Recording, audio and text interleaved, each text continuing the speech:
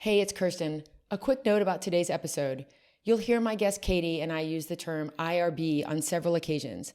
In case you're not steeped in academia life, like we have been, I figured it would be helpful for you to know that this stands for the Institutional Review Board, and it's the body at a university that ensures research studies meet appropriate ethical standards. Anytime we do research, we have to submit the proposal to this IRB and then they approve it. Okay, let's get started. Welcome to TEC Talks, a podcast about the impact of technology on humanity. I'm Kirsten Martin, the director of the Notre Technology Ethics Center, or what we like to call NDTech. In these discussions, we discuss an important paper, idea, article, discovery in tech ethics. And today, I'm so happy to be joined by Katie Shilton. Katie is an associate professor in the College of Information Studies at the University of Maryland, College Park, and leads the Ethics and Values in Design lab. Her research explores ethics and policy for the design of information technologies, and she's the PI of the PERVADE project, a multi-campus collaboration focused on big data research ethics, and we're going to talk a little bit about that today.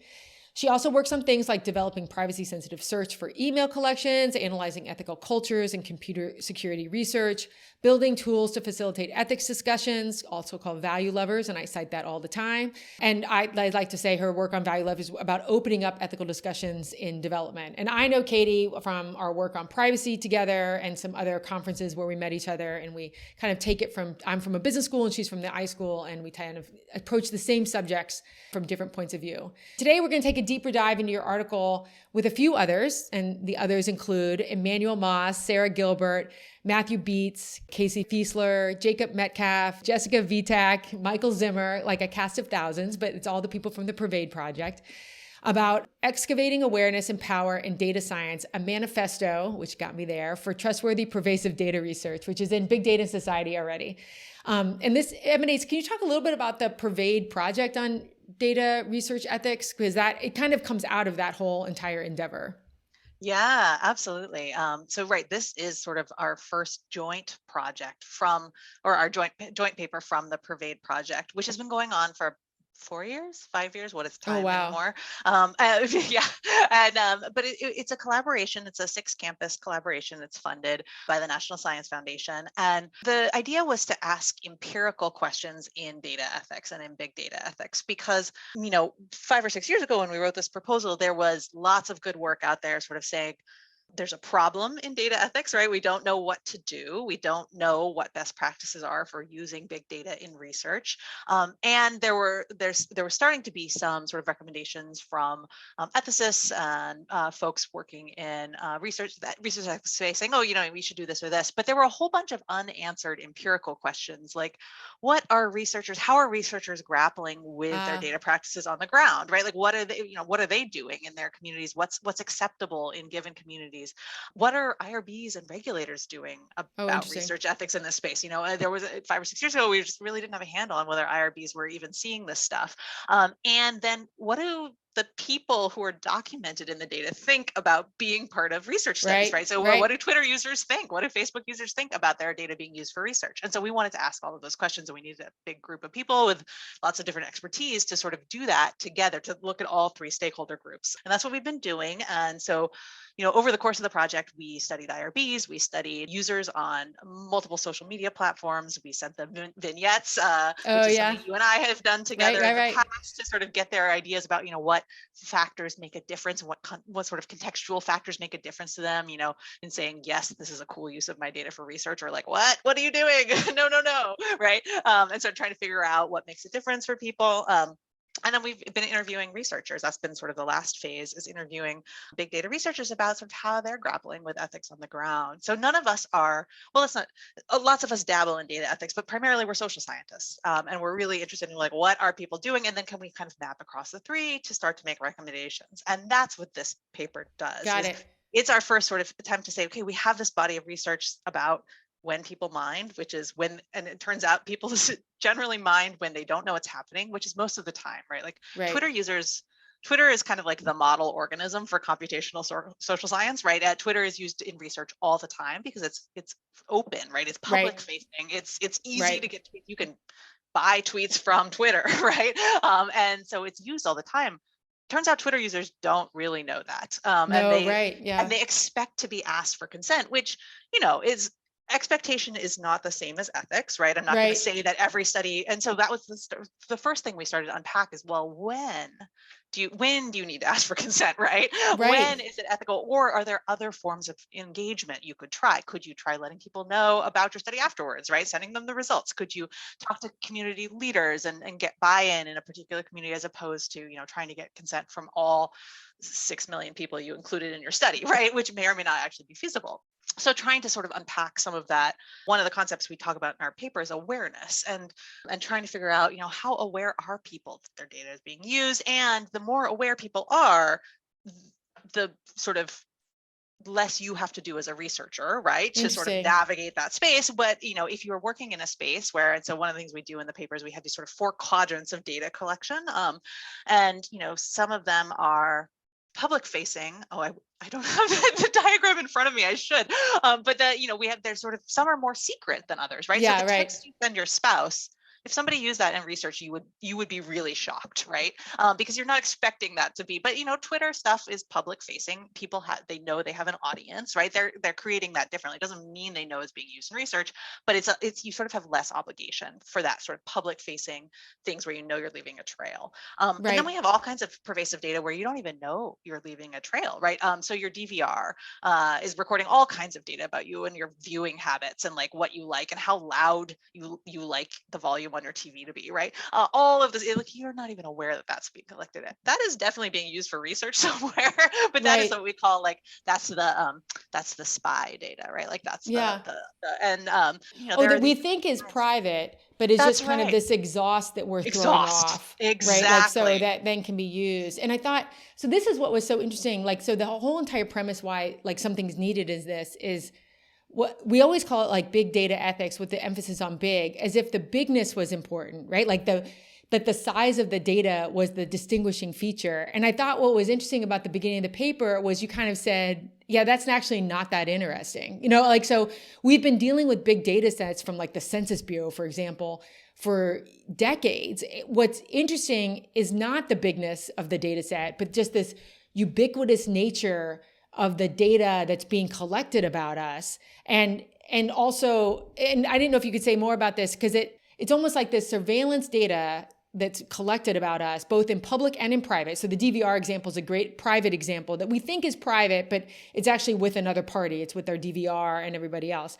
But Twitter, we kind of know, or Facebook, we kind of know is more public facing. But it's also this idea that it then destabilizes, which I thought was so interesting, this relationship between researchers and subjects. And I didn't know if you could say more about that it's really not the bigness, it's this the way we collect and then share data that's almost putting distance between the users or the research subjects and the researchers. And that's the problem. Is that right? Yes. So the legislation around how we handle ethical research with humans in the United States and increasing and internationally in many, many places is based on sort of an assumption of the lab model of doing research, right? It's based on an old assumption that was built for biomedical research. But that is not only sort of in the regulation space, how we handle research ethics, right? You get consent with a consent form. That is a thing that you've signed in a doctor's office a million times before. We all sort of recognize it. It may or may not be meaningful. That's a different conversation. But we have this set of, and we have a set of expectations that we've developed over time based on that model, right? So that research in people's minds equates with, I'm going to meet you, right? I'm going to know you. I'm going to know what institution you're from. I'm going to decide if I trust you, right. And I'm going to sign a consent form, right? But in the big data world, that's all been moved away, right? Or sort of, we use this excavating metaphor. It's been flattened, right? Flattened over, paved over, right? Or something by all of the available data that you can talk with a company and get your hands on. You can scrape and get your hands on, right? There are a million ways researchers can get data about people now that don't involve talking to those people. And so we don't have a paradigm for ethical use of that data. It's a totally different, our analogies start to break down. And one of the things we've seen with IRBs is that's where they struggle, right? Is they struggle to figure out how to give good advice about how to like Right. deal with that data, because it's you're just like, so the analogy we end up making in the paper, and this comes from our social science backgrounds, but we were reminded of nothing so much as anthropologists and ethnographers specifically, who have long dealt with how to get entree into communities, how to figure out how to study groups of people, and then have had to combine all of these many different kinds of data streams. I mean, they are the instrument, not an algorithm, right? So it's a little bit different, but there are a few things that are different. But anyway, the analogy is that they are used to these multiple data streams and the inferences, the kinds of inferences that people don't necessarily see coming about themselves, right? Like that's very much the provenance of ethnography. True. But ethnographers are there, right? They're in Right. the space. And so what do we do when you are the big data ethnographer, right? But you are observing all these data streams, you're making meaning from multiple different kinds of data, but nobody knows you're there. And in ethnographic terms, that would not be okay, right? And there have been sort of famous examples of researchers going into spaces and studying them without telling anyone they were doing it, without identifying themselves as a researcher. And generally that's pretty frowned upon now in anthropology and sociology. Yeah. It's negotiating your presence in the space is a big part of research. And so what we're asking is, could that be true of big data research as well, right? Or pervasive data research, because the bigness is not the thing. It's exactly as you said. It's the ease of getting it without talking to people. And so what is that? What does renegotiating that trust relationship look like? And so one of the things we're doing when we're talking to big data researchers now, data scientists in our interviews, is asking them, what are you doing to navigate this, right? Like how are you making yourself known to the communities that you're in? And how are you thinking about power relationships? So that's the piece. Yeah, that is the second part. Yeah, right. Yeah, because ethnographers have long dealt with the history of their field, which is one of colonialism. Ethnography was a tool of colonialism. It was European and American scholars serving as sort of tools of colonial governments. And so anthropologists in the 70s, 80s, and 90s really had to disown that history and say, what are we going to do differently? And the answer was a number of things. Among them, so diversifying the field was, of course, really important to grappling with that legacy, but so is reflectiveness and self-reflection as part of research methods. So in anthropological papers, you get explicit statements about the power of the researcher and how, and their power relative to the community, why they belong to that community, why they were the right person to study a particular community. And we would love to see more of that in data science, right? So more justifying their presence and the work that they're going to do, like to almost like go through this reflective exercise to say, like, I've thought about these power relationships and like taking advantage of people that didn't know they were giving me their data or the other that I'm studying. Yep. And this is why I can still justify it. So almost that type of reflection in written word. Exactly. That's interesting. That's interesting. Yes. And making that a habit, right? Making it a habit to say, here's how I thought about this. Here's my theory of power, right? Because power is and we realize this is a big ask, but there are some great resources out there for thinking through data and power right now, right? And so, have a theory of power, have an idea about like how you relate to the population that you are studying or the group that you're studying, or maybe use your skills to study up. And that's another thing that ethnographers have done a lot of. Study systems or people more powerful than you, right? So study the architects of a financial system, right? Study judges, study Facebook. I often point out that identifying financial fraud is actually ripe for use of AI, and yet we don't do it. You know what I mean? Like, we're more likely to try to find people committing welfare fraud. You know what I mean? Like, that's the tools of where we're focused. So to that point, even for non-big data researchers, we can use these tools, in different directions, so to speak. And that would be, and I thought what I thought was so interesting about it was, one, this kind of like general assumption that we have, and you're right, I mean, that we go through IRB and we have these informed consent and we assume that there's an established relationship, even if it's, quote, remote, between an individual subject and a researcher, where I identify myself from an institution with the IRB number on it. And it's like this establishment of trust, and then they opt into the study. And this distancing that goes on, and like the lack of awareness. So one, how can we rethink about consent? And then also this interesting idea of like the power dynamic that's going on, and how can we think through, reflecting on that and our position in it. It's interesting that the problem is distance and the pervasive collection of data.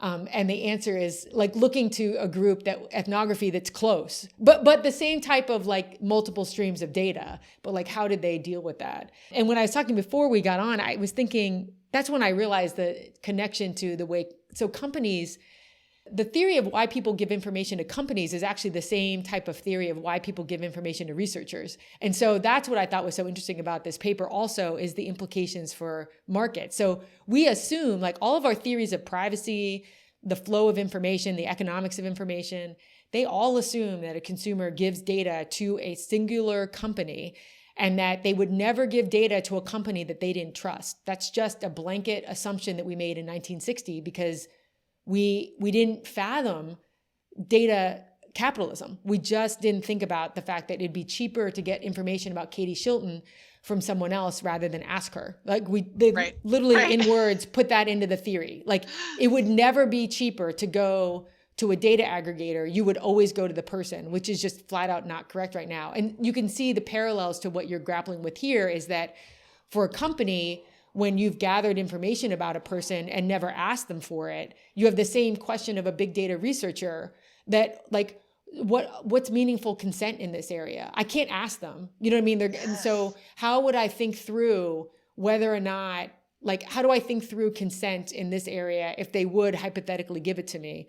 You know, how do I think about whether or not I'm not taking advantage of a power relationship or can I justify it in some other way? And that's where I saw the parallels actually to the way companies have to deal with this. If you take a big data researcher at, you know, Milwaukee or Maryland or Colorado, and they're grappling with this before they go through IRB, you could ask the same question about the big data researcher in Facebook or Twitter and what they're doing with the data, if that makes sense. Like, so just based on who's paying their salary, it doesn't really change the ethical obligation to the person that's being, that's the subject matter.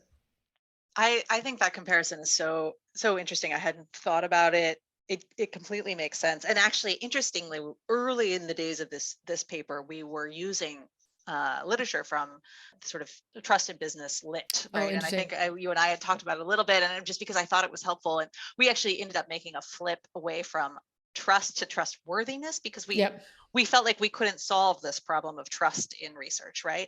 Of sort of that feels like a deep, intractable problem. What we can do is encourage researchers to be trustworthy, and that is sort of the best we can do, right? Or me, you know, personally, and the PERVADE team. But I think you're right that there are deep problems right now around data and trust for good reason. And part of it is that our assumptions about how trust works around data that are built into the system are just all wrong. They've all been broken. And so what do we do in return? Or, you know, what do we replace them with? I don't know. Yeah. Right. And I think, and the other, so one is like this problem that we have, and that the second was, well, the whole entire thing of like, what's wrong? Like the idea that it's not the bigness that's the issue.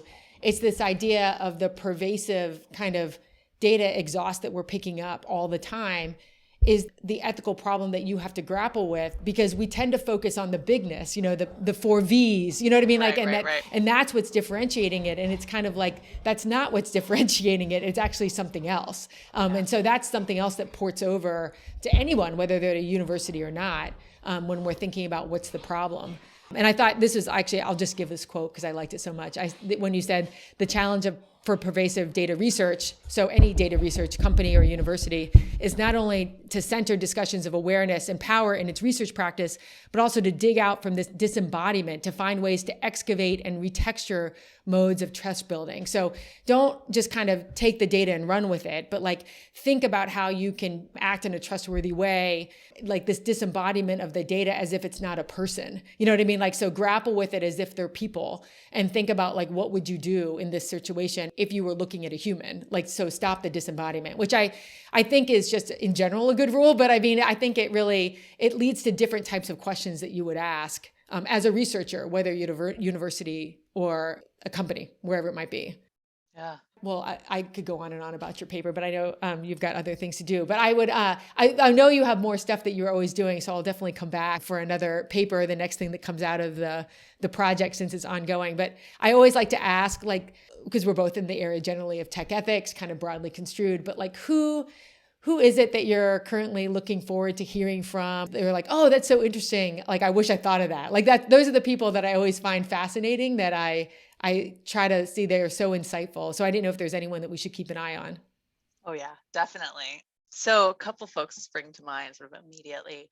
The first is work in a more philosophical vein. So I'm not a philosopher by training, but I'm really inspired by work in data ethics, information ethics. And so Anna Lauren Hoffman is at the University of Washington. And she had a recent paper around ideas of inclusion in as not this is in New Media and Society, inclusion as not a solution and so inclusion tends to be sort of like a first line, and we see this with participation too, but her paper is about inclusion and about the sort of double-edged sort of visibility, right? Like, including people in data sets is not necessarily the answer when the answer problem is, interesting. The problem is and she uses this term data violence, like the violence that is done to people from data and datafication. Inclusion is not a solution to that problem, right? And so that it's a really nice paper, as I think we think more and more, especially for researchers, right?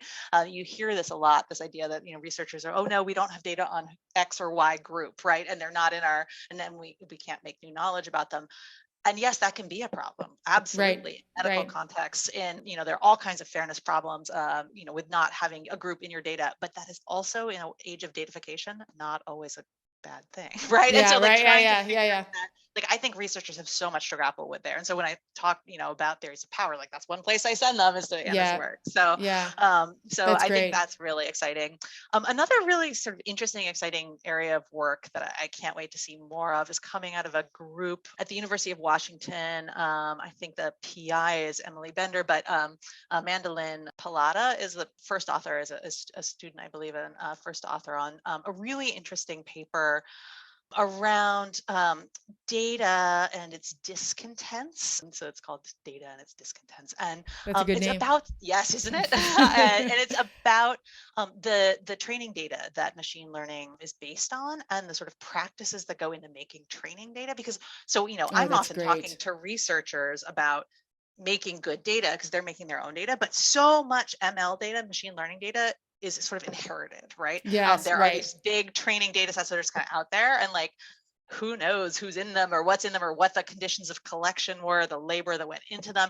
And so there's a sort of groups that are starting to ask those questions and study those data practices. And I think that area of work is super, super exciting. Those are great recommendations. I love that work because it kind of shows, I think people think that the data that the AI and machine learning is being trained on is somehow, because it's big, it's good. Like when there's just this like kind of right. And so the badness just gets like taken out in the wash or something. Like they just think it's noise, and not realizing that it was curated by humans, labeled by humans. You know what I mean? Like, so it's I think that kind of work is just so important to like an underlying assumption that goes on when we think about these models. So well, you guys all probably heard my dogs wanting to go outside. They're wrestling with me with my one hand. If you could see me, well, you can see me, but my hand is trying to keep my one puppy silent. But I really appreciate you taking the time to talk about this. I love the paper. I really think I think if anyone was going to take anything away from it, the idea that it's not the bigness that's the problem,